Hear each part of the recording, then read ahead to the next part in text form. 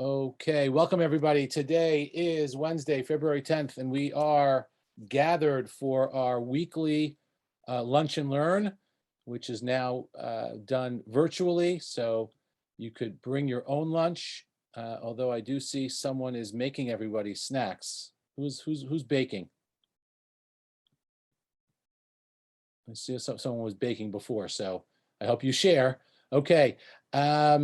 Today's Shiur is sponsored by Max and Susan Reichenthal and family in memory of Susan's father and Max's father, Sidney Reichenthal and Lenny Friedman. So thank you very much to the Reichenthal family for sponsoring. And it is also sponsored today by Louis and Sheila Train in memory of their daughter, Carolyn Shoshana Fradel, Bat Eliezer, whose first yurtzeit is today. And so we see that the Trains are with us, and it's nice to have you. And I know this is a difficult day for you, of course, and we're happy that you're spending part of it with us. And we hope that by doing so, you're finding some comfort in the presence and embrace of your community, who love you so much and are so sad for you on the loss of your daughter, and wish to comfort you in any way that we can. So welcome and thank you for sponsoring. I know that Sheila, if you're trying to say something, you're muted.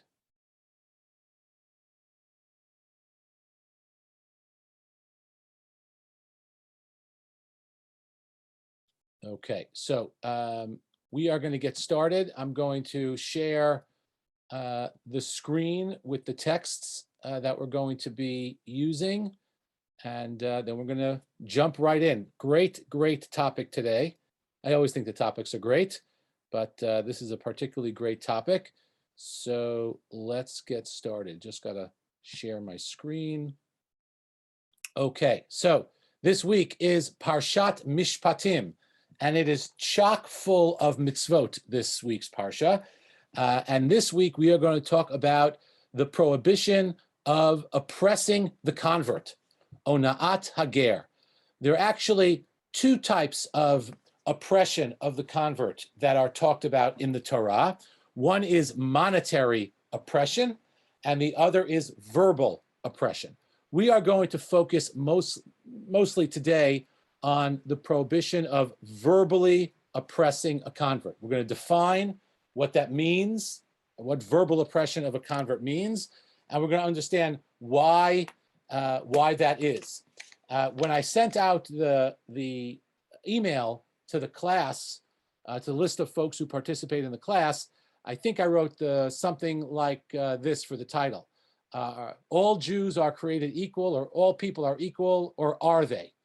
And really what's going to emerge from our discussion today is that converts and others are actually given additional protections in the Torah, and in significant ways considered to be special, and then special and different in a positive way than people who are born Jewish. And we're going to see that. So let's start. And again, just one more reminder: if you want to ask a question, please feel free to use the chat or to use the raise hand function in the Zoom. Okay, so here we go. We have 3 verses we're going to look at, and I'm going to ask you a question. So in this week's Parsha, we have the verse which you see here, Shemot Chaf Bet Chaf, Shemot chapter 22, verse 20, V'ger lo toneh, v'lo tilachatzenu, ki gerim hayitem be'eretz Mitzrayim. You shall not wrong an alien. We're going to actually change this translation here to convert. You shall not oppress him, for you were converts, we'll say here as well, in the land of Egypt. That's the pasuk from this week's Parsha. Then we have another pasuk in Vayikra, V'chi agori t'chager ba'artzachem lo tonu oto. If a stranger, and again I'm going to translate that to convert, lives as a foreigner with you in your land, you shall not do him wrong. Okay, so those are both talking about converts. And it's not only converts, it's about a lot of different categories of people fall under this general umbrella of convert.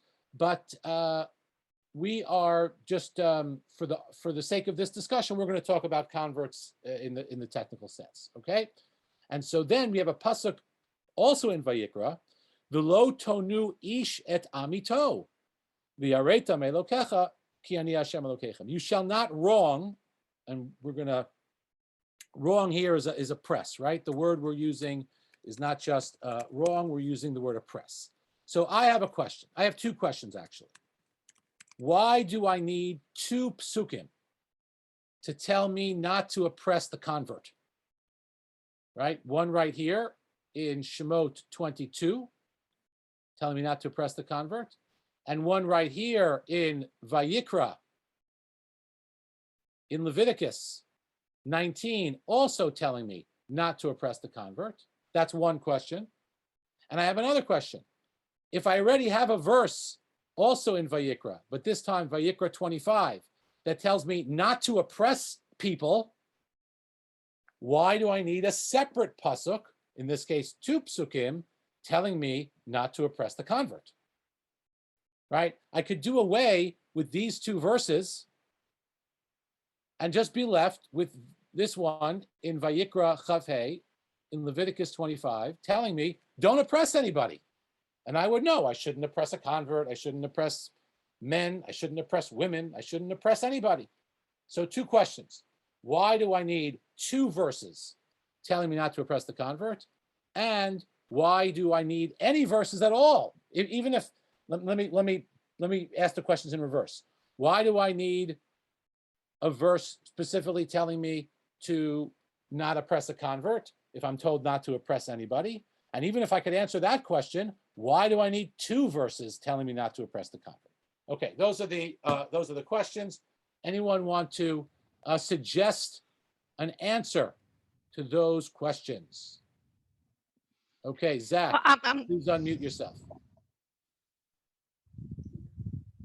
For the study of Torah, we learn that when Torah is trying to fight with human nature by bringing the law, it's always repeated itself. For instance, Shabbat, law for Shabbat.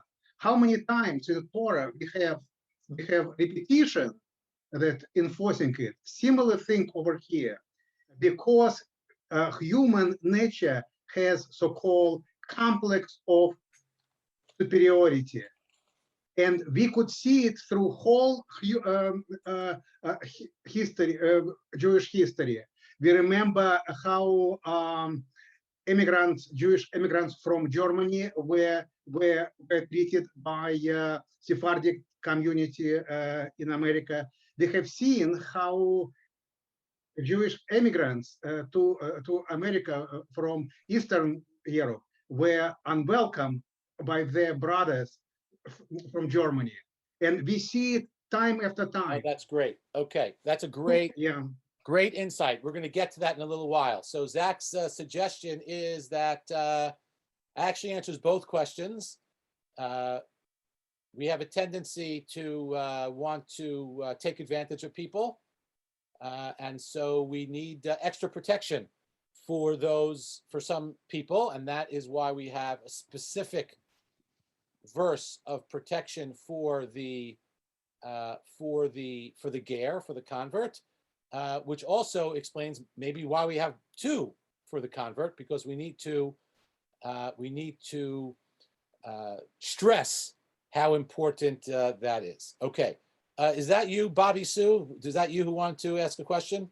Yeah, no, I just giving another comment, and maybe it's because we just came out of Egypt and we were being oppressed for however many years. So we don't know to do the right thing, whether it's for a convert or anybody else. And that then, is great.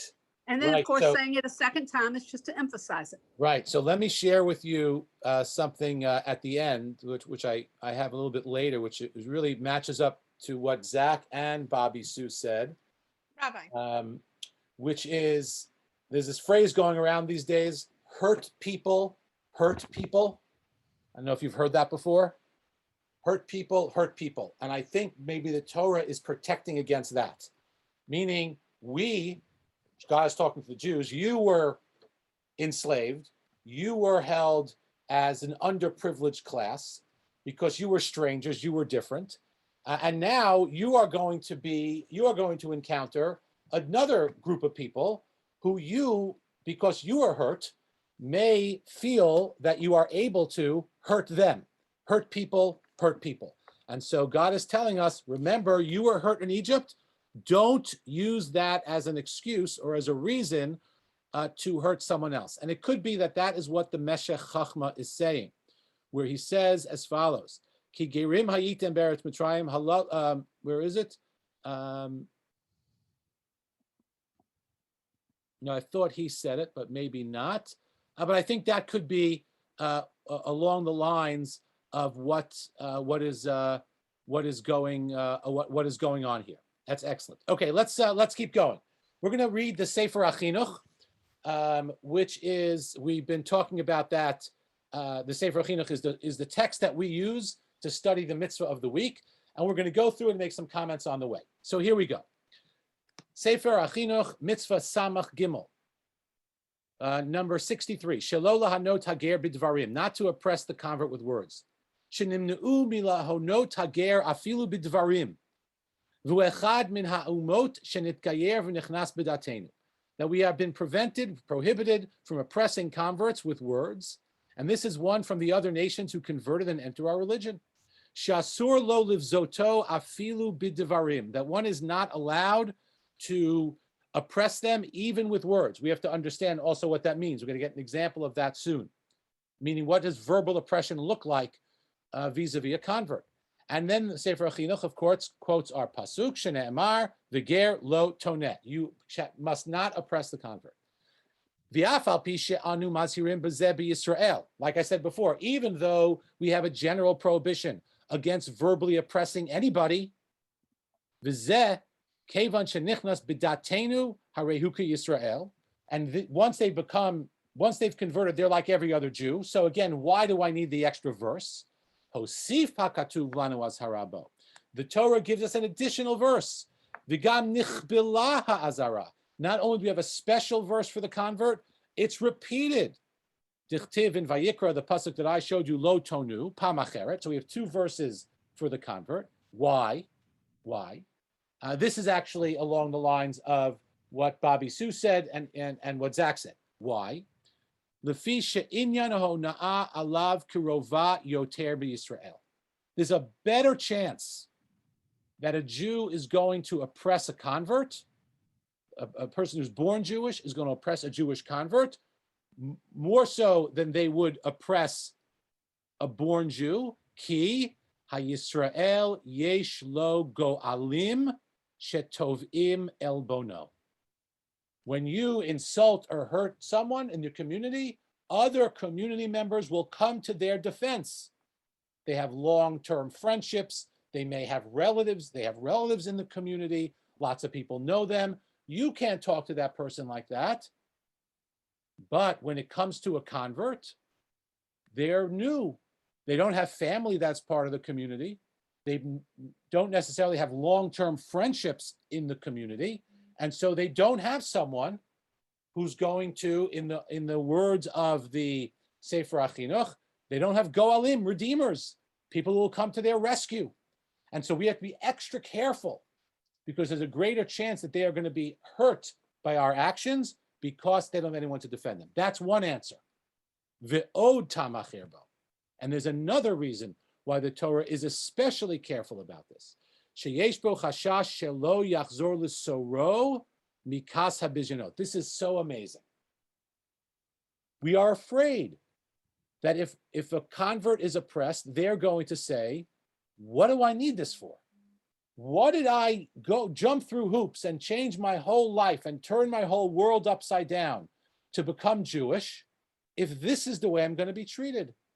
And they'll maybe leave and revert back And the problem with that is once you're a convert, you're always a convert. So now if a convert reverts back to their previous religion and lifestyle, that's a big problem because that's considered to be sinful behavior. So the way that we treat a convert may define whether or not they want to stay Jewish and whether or not actually they even do stay Jewish. So two reasons why the Torah tells us, aside from the prohibition of not oppressing anybody, an additional two prohibitions about not oppressing a convert. One, because it's easy to oppress a convert. They're an easy target. Hurt people. And we're going to look for those who are the low-hanging fruit, who are not going to be defended. And so we have to be careful about that. We have to work on ourselves not to do that. And the second reason is because we may actually lead them to reject the Torah. And here I want to show you an amazing, amazing midrash. This is a mind-blowing midrash. This midrash is mentioned in the Torah Shalema, which is a massive work of a collection of midrashim by Rabbi Menachem Mendel Kasher, who before there were databases, right, combed through the midrashim and collected them into this amazing work. He mentioned, listen to this midrash, V'ger lo toneh. The pasuk right before the prohibition of oppressing a convert is the prohibition against idolatry. And so the midrash is asking, what does one have to do with the other? Why is there a midrash? Why does the pasuk of idolatry immediately followed by the prohibition against oppressing the ger? And listen to this midrash. Mipnei man nismach parshat hager la'avodah zarah. Why is the pasuk against oppressing a ger juxtaposed to the prohibition of avodah zarah? Lilamdecha, to teach us. Shekol ha'ma'aneh liger ki'ilu oved avodah zarah. Anyone who oppresses a convert, it's as if they are worshiping idols. They're guilty of idolatry. Now, how does that work? I mean, it's not a nice thing. It's a terrible thing to oppress a convert.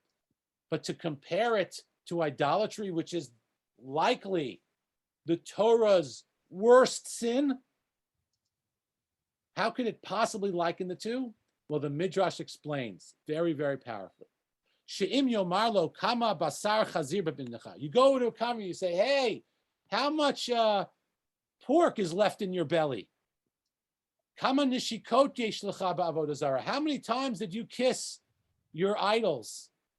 V'hager she'or shelo ra v'shema yachzor la'avodah zarah shelo. This person doesn't have a strong support system, and they may now revert back to idolatry. V'nimtza atah hagoreim. So what this amounts to is that the one who insulted the convert is the cause of the convert going back to idolatry. Uke'ilu atah avadata avodah zarah. And so the Midrash tacks it on. It's as if you did it because you caused it directly. That's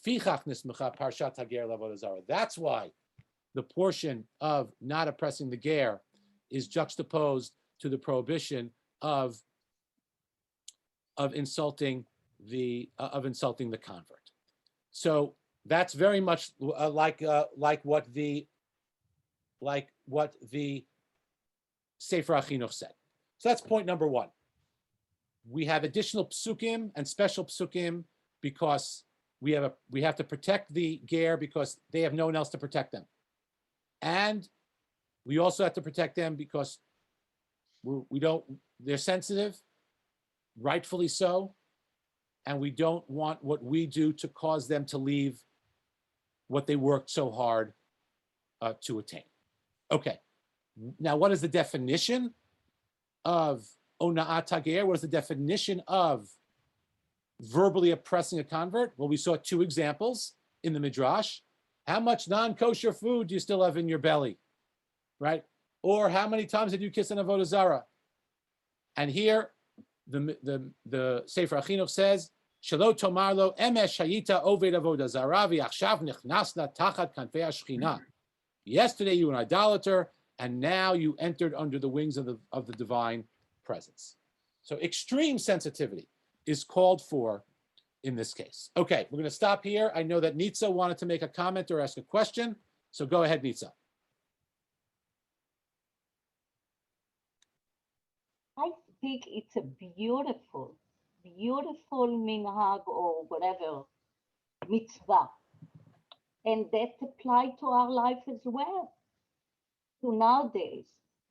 If you don't want to look upon other people who think different than you are as a second class, or you can't say what you want because we don't think the same as you are, you want to embrace everybody. That is the embracement causing a union of all people together. I think it's just beautiful, and it works today as it worked in the past, because people tend to think that whatever they have is better. Let me rule you because I think it's better. Right. So it's very good. I think you're right. Embrace everybody who would like to join us. Absolutely. I agree. And it applies. Yeah, but that's the problem. If we stop learning Torah or the mitzvot, if we stop learning, like it happens in schools, you don't learn the Bible, you don't have. If you stop doing it, including in Israel, you get out of your values. Right. Very good. Excellent. So this is a mitzvah that talks about values in general, 100%. In fact, I'll get to in a second, Obeth, just 1 second. If you look at the next section, it really, really talks about character development, because in the next section, the Sefer HaChinuch wants to understand the roots, the purpose of this mitzvah. Now, we already saw in the previous paragraph some of that. Again, we want to make sure that we don't take advantage of people who don't have protectors, and we don't want to chase people away. But listen to what the Sefer HaChinuch says here. This is amazing. Mishar she'ha mitzvah, milvad ma shekatavnu. Again, besides what we wrote, which we just reviewed. K'dei lakof et yitzreinu le'olam lebal na'aseh kol asher nimtza b'kochenu la'asot l'ra'ah. This is amazing. This mitzvah trains us against our negative inclination not to do whatever evil we have the ability to do. There are lots of people we could take advantage of, as Nitza suggested. There are lots of bad things that we can do, but we have to train ourselves not to do it. It's easy to take advantage of a convert. It's easy to take advantage of someone who's new because they don't have protectors. They don't know the system. And we have to, and it's our inclination is to do that. This is, again, the hurt people scenario. And so this mitzvah is telling us we have to really be careful. We have to check ourselves. It's such a beautiful idea in terms of interpersonal relationships. Al Kain, hizirtanu bazeh ha'ish shehu beinenu b'li ozer. Therefore, we are warned regarding this person who is among us without helper, without a support system. V'somech v'yesh koach, b'li ozer v'somech, without someone to help them or to support them. V'yesh koach biyad, v'yesh koach biyad kol echad v'echad mimenu imo havav alav lebal na'avir alav et haderech klal. We are warned regarding this, and over whom each and every one of us with his friends can exert some power, that we not exclude him from the general sensitivity that we show everyone among us. Afilu b'davrim ka'elu hu ke'echad mimenu. They have to be like one of us. Umitoch gidarim ka'elu nikne nefesh yikara. Listen to this. And through boundaries such as these, we will acquire a soul of higher worth. This is good for us too, when we learn to act in this way. Umisalselet ume'ateret hamidot. We will acquire a soul of higher worth, raised up and crowned with positive characteristics, haru'uya l'kabbalat hatov, worthy of receiving good, presumably from God, but not only from God. This goes back to something I've been teaching over the last few days. The good that we receive from acting this way may be divine reward, but it also is definitely the society that we build. If we build a society like this, then we enjoy our life in society more, right? We all enjoy life in society when people aren't taking advantage of us. And the way we make sure that no one takes advantage of us is to make sure that a society doesn't allow anyone to take advantage of anyone, even the weakest among us. So the Kabbalat Hatov is the society that we build. V'yishlam banu chefetz Hashem yitbarach shechafetz lativ. And this will fulfill in ourselves the desire of God, may he be blessed. Okay? And that's true. My mother-in-law says that's why the widow and the orphan are also in a similar class, right? They're also many, many times in the Torah, dozens of times mentioned that we have to protect. Andrea, are there restrictions on some aliyot of a convert? The only thing is that a convert is not a Kohen or a Levi. A convert is a Yisrael, but I'm also not a Kohen or I Levi. thought there were other things that the convert were not allowed to do. So there definitely are some areas in halacha, but here we're talking about, and that is true, and that is true across the board in Judaism between men and women, Kohen, Levi, Yisrael. There are definitely, different groups, but here we're talking about verbal oppression, and we're not allowed to do it. We're not allowed to say, "Oh, you're a convert. That means you can't do this and this."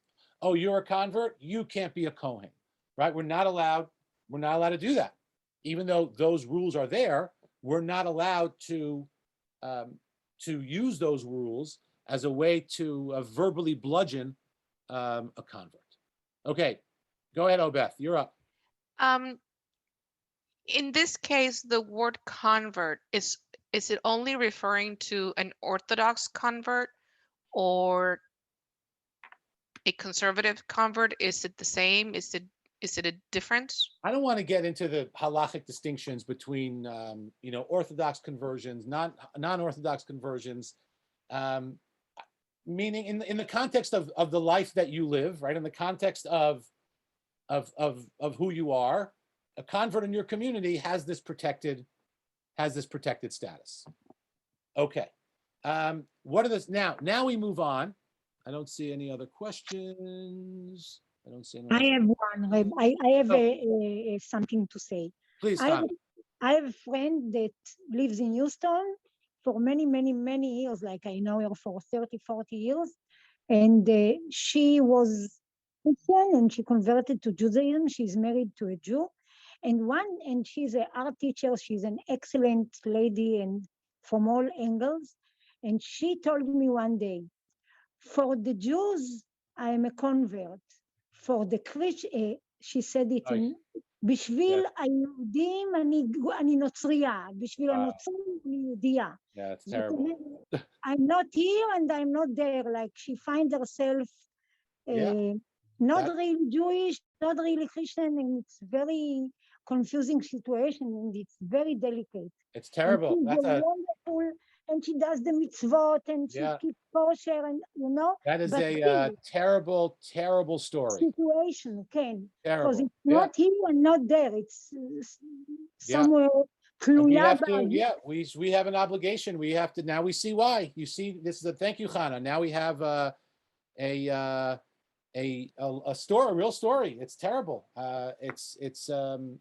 And we see it, I see it often, and we have to, this is a mitzvah. This is a mitzvah d'oraita. This is like any other mitzvah in the Torah, like Shabbat and Kashrut, and we have to be really, really careful. Not only, I think we have to be more careful, especially careful when it comes to converts. As we see, we have extra Sukim in the Torah. Okay, let's see. What are some of the laws here? Dini mitzvah, Kagon Rova Sarot Yizharinu, Zichronam Levracha Alav, the prohibitions that we saw already. V'hodi'anu lazirenu od b'davar shebe'esrim ve'echad. The Sefer Chinuch notes, and there's a Gemara, which I have, but we don't have to see it inside because we're seeing it in here, that there are 24 times in the Torah where we are told not to oppress the convert. And others say it's 36 times, right? B'davar shebe'esrim ve'echad mikomot hisira haTorah alav. 24 times, 21 times. V'katfu gam kein l'chizuk hamitzvah shebe'oto lashon snitzavinu be'avat hamakom. This is really amazing.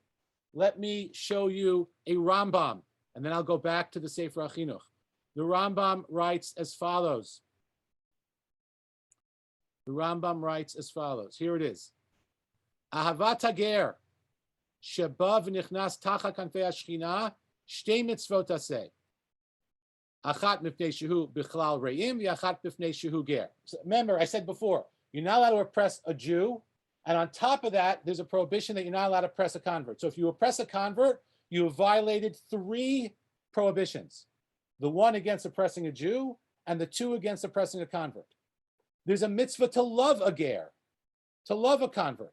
So when you love a convert, you fulfill 2 mitzvot, the mitzvah of loving a convert and the mitzvah of loving a Jew, v'ahavta l'reacha kamocha, right?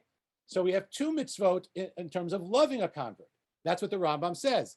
To love the proselyte who came and embraced the protection beneath the wings of the Shekhinah rests upon 2 mandatory commandments. One because he is included in the commandment concerning the neighbor, v'ahavta l'reacha kamocha, and the other because he is a stranger and the Torah charged us, love therefore the stranger, meaning the convert.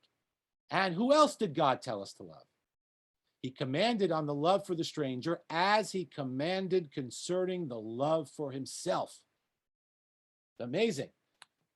The convert is singled out to be compared to God. We have a pasuk that we're supposed to love God, v'ahavta Hashem Elokecha, and a separate pasuk that says v'ahavtem et hager. That's what now we can go back to the Sefer HaChinuch, and he says here, shenitztavinu bi'avat hamakom, v'katvu gam kein lechizuk hamitzvah sheboto lashon, shenitztavinu bi'avat hamakom. The Torah uses similar language regarding the mitzvah to love a convert as it does for the mitzvah to love God, to strengthen it, to realize, wow, this must be special. Many things in the Midrash, like I just showed you the one comparing it to Avodah Zarah, and in the Gemara. This applies all the time, as Nitza pointed out, in every place. Right, this mitzvah, no different if you're a man or a woman in Israel, not in Israel. And one who violates this prohibition and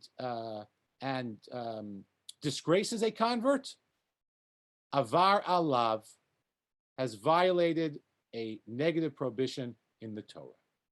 Okay, so this notion of the comparison to God again heightens the importance of this mitzvah. Okay, I have a few odds and ends that I want to share with you related to this mitzvah, but I want to stop here and see if there are any comments or questions. So let's see. If it's unknown, are we allowed to tell people the person is a convert? Are there special laws concerning marrying a convert? There are some special laws about who can marry a convert. And generally, yes, we should not be sharing with someone that someone's a convert unless you have explicit permission from them to do so. Not, God forbid, that there's anything to be embarrassed about. In fact, we'll see on many levels, their status is special because converts have chosen to be Jewish, right? Others are born into it and have no choice in the matter. But someone who's made a choice in the matter occupies maybe a higher level than a born Jew on that score. So it's wonderful, but it may not be something that someone wants to share. So we should be careful about that. What does it mean to love a convert? Well, I think the same thing it probably means to love God and to love people, which is we have to think about their incredible character traits that brought them to do this, right? When we talk about loving God, we say it means we have to talk about God. We have to say, look at this amazing world that God made.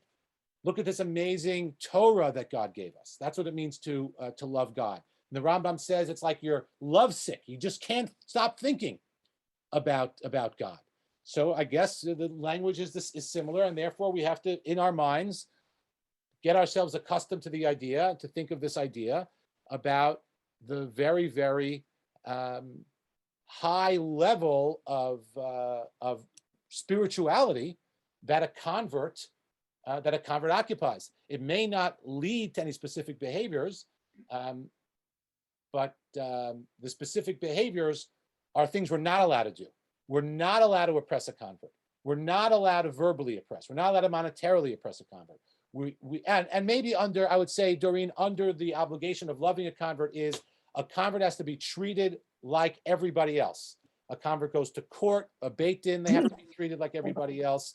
In the community like everyone else, right? They're not allowed to be treated differently than anybody else. So that likely falls under specific things that we are supposed to do for a convert. Okay, I saw a couple of hands up. We'll start with my mother, and then I think Nitza had a hand up. I'm not sure who else. Okay, go ahead.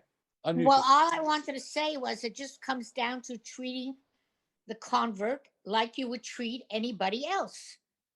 Correct. You're not going to say about somebody who's Jewish, oh, he's Jewish, but he's really not religious. So you're not going to say that about a convert or anybody. You're just going to treat everybody the same way. Yes. Amen to that. Yes. Okay. Okay, I want to say something. 1 second, Nitza. You had something you wanted to say?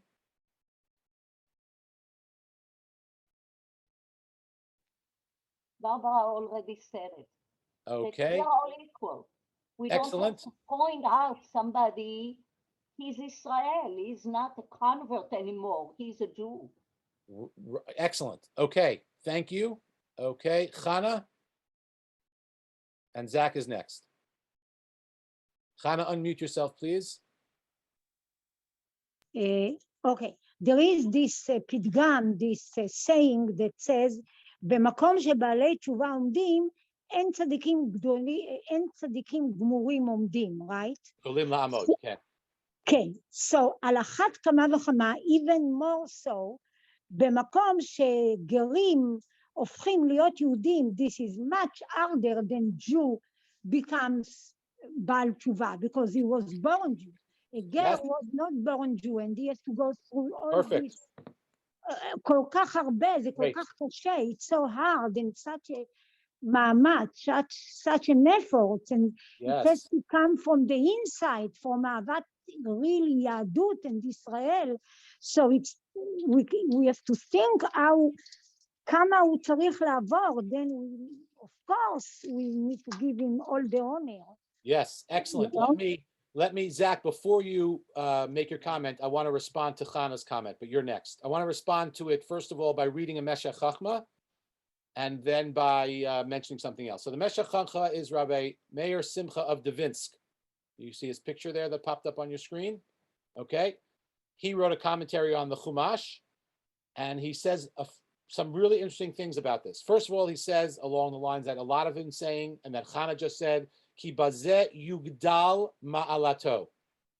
A convert has a greater level. Asher hikir habore l'dafka b'torato uva amo. The person chose to recognize God and to attach themselves to God and to God's people. V'tzur machatzavtenu, yachas amunatenu. And listen to this, he says. This is amazing. The rock that we came from, Avraham, nolad b'mai nachriah.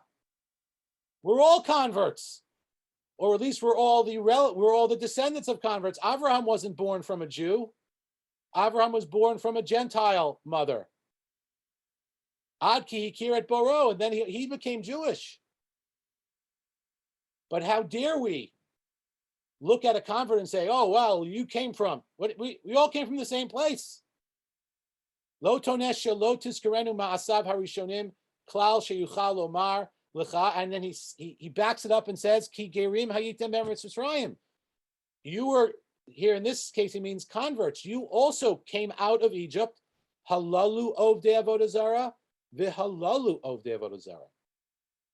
On one level, there was no difference between us and the Egyptians. They were idolaters in Egypt, and we were idolaters in Egypt. God took one nation, not a Jewish nation, out of another nation, and then made us Jewish.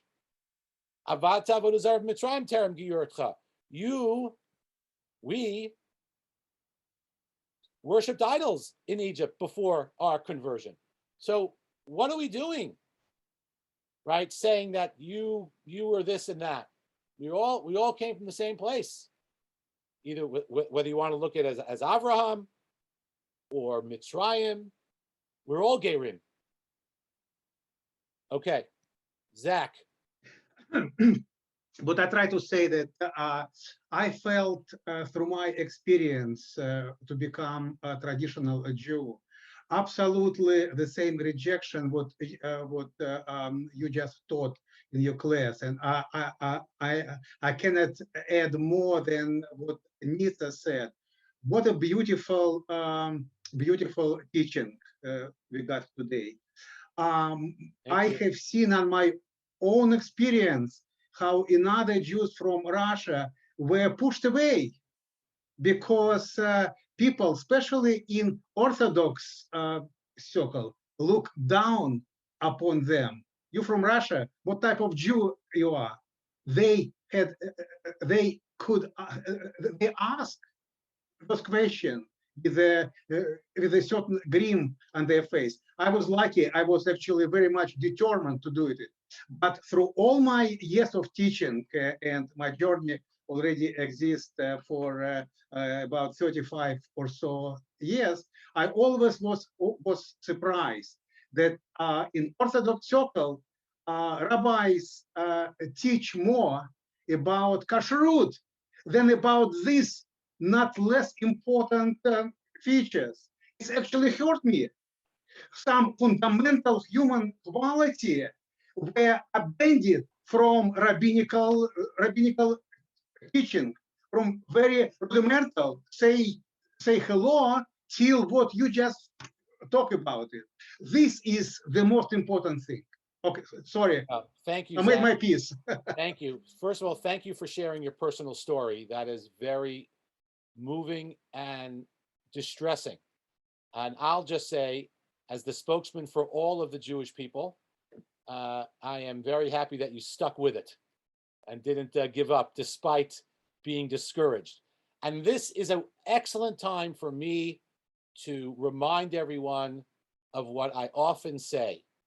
Do not confuse what Jews do with Judaism. Right? Right? What Zach experienced was not Judaism. Right? Thank you, Zach. Okay, Shula. Please unmute yourself, Shula. Bell Harbor is taking over today. Bell Harbor is taking over. We have 3 former Bell Harborians on the call today.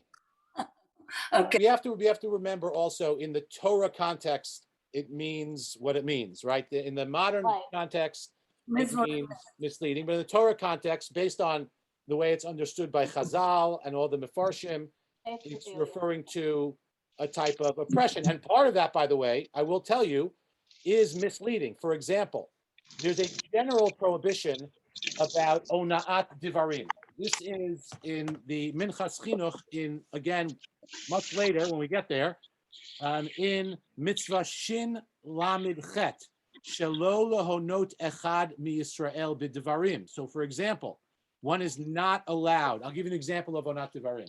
One is not allowed to give someone wrong directions on purpose, right? One is not allowed to do anything that's misleading to someone, because that would be a violation of onat divarim. So it definitely includes misleading, but it's not only that. טוב, תודה רבה. Okay, Nitza. Last thing I want to say here, look how nice is the Torah, it's the Tanakh, that we have a whole book of Megillat Ruth that is for the girl. We are talking about Ruth HaMoaviyah. They call her Ruth HaMoaviyah, and there is something there that said, what do you call her Ruth HaMoaviyah? She's part of Israel now. And right, and David HaMelech and the Mashiach come from her. Exactly. Right. So yes. Don't forget it. That's a good thing. Okay, let's look at 1 or 2 more things, then we're going to wrap it up here. So there's an interesting question. Now we're getting a little technical. There's an interesting question about how many generations does this prohibition exist? Meaning, I'm not allowed to oppress the convert.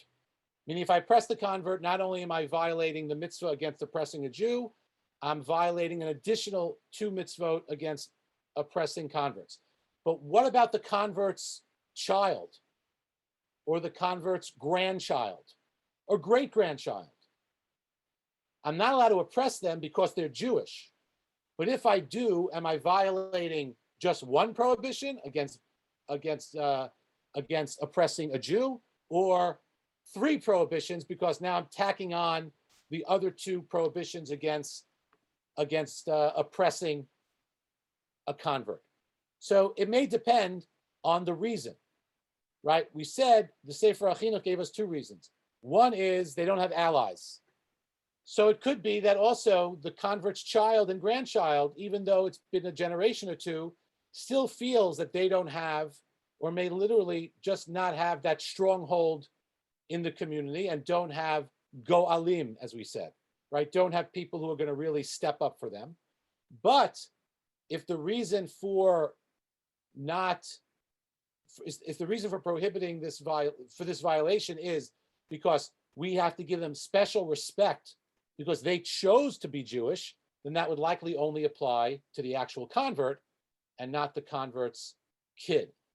Again, this is very, very technical, but an interesting question that some of the commentaries talk to. If you read some of the Talmudic statements on this, it sounds like it's supposed to go to all generations.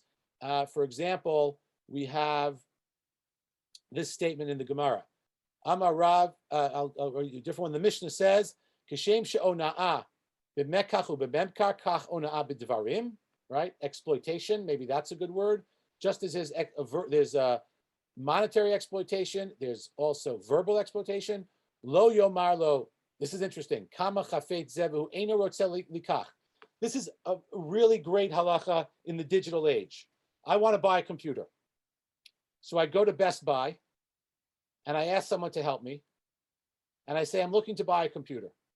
And I have no intention of buying it at Best Buy. I'm going to buy it on Amazon. But I give the guy the impression I'm going to buy it in Best Buy because I want his attention. That may be ona'at divarim. That may be verbal oppression. It also may be lying, but it may be verbal oppression. I've misled this person. I've actually exploited them because they likely should be spending their time with a paying customer, right?